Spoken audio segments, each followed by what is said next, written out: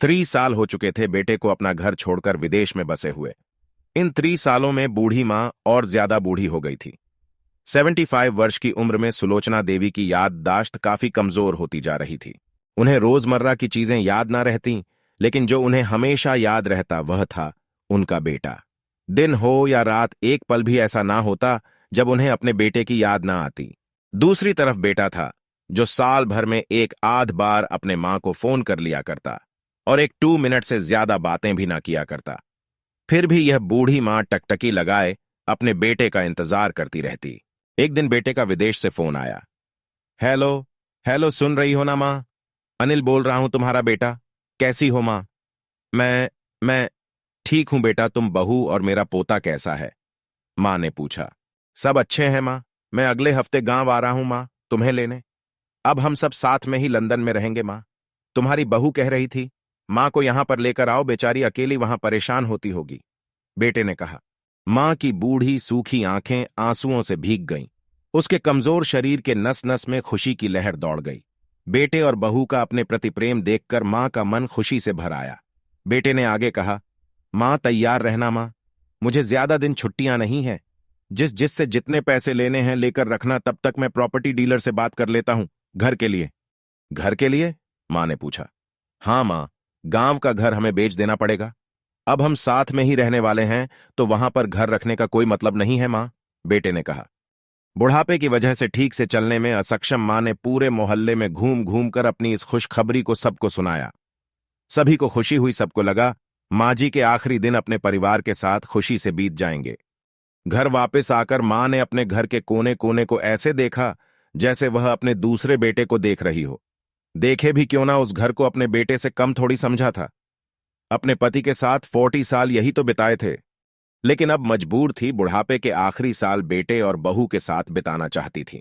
दिल पर पत्थर रखकर घर बेचने के लिए मां तैयार हो गई।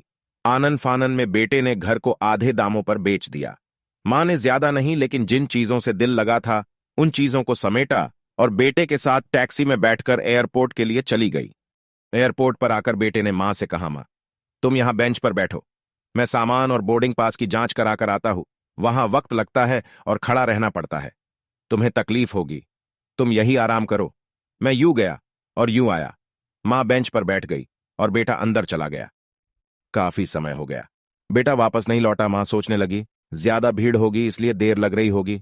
अंधेरा होने को आया, अब तो लोगों की चहलकदमी भी कम होने लगी। मां को अब चिंता होने लगी। एक कर्मचारी ने आकर पूछा, किससे मिलना है मां जी आपको? यहां पर क्यों बैठी है? डरती हुई आवाज में सुलोचना देवी बोली, मेरा बेटा अंदर सामान की जांच कराने गया है, लंदन जा रहे हैं हम। क्या नाम है मां जी आपके बेटे का? कर्मचारी ने पूछा। अनिल नाम है मेरे बेटे का, सुलोचना देवी ने बताया। कर्मचारी अंदर गया और थोड़ी देर बाद बाहर लौटा।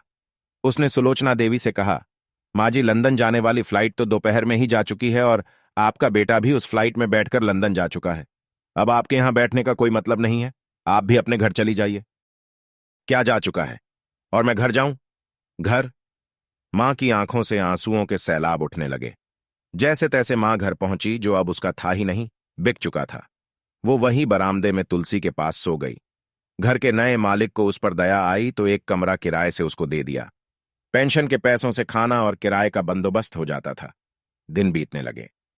कुछ दिनों बाद घर के नए मालिक ने सुलोचना देवी से कहा, मां जी आप अपने रिश्तेदारों के यहां पर जाकर क्यों नहीं रहती है? इस उम्र में आपके लिए वहीं अच्छा होगा। अच्छा तो होगा, लेकिन अगर मेरा बेटा वापस आया तो उसका ख्याल कौन रखेगा? मेरा बेटा बहुत भोला है, उसे अपना ख्याल रखना बिल्कुल नहीं आता। मैं कहीं नहीं जाऊंगी, क्या पता कब उसे मेरी जरूरत पड़ जाए, मां ने कहा। दोस्तों, सच बता रहा हूं, मां की ऐसी बातें सुनकर मेरी आंखों में आंसू आ गए। किसी ने सच ही कहा है, पूत कपूत हो सकता है, लेकिन माता कभी कुमाता नहीं होती।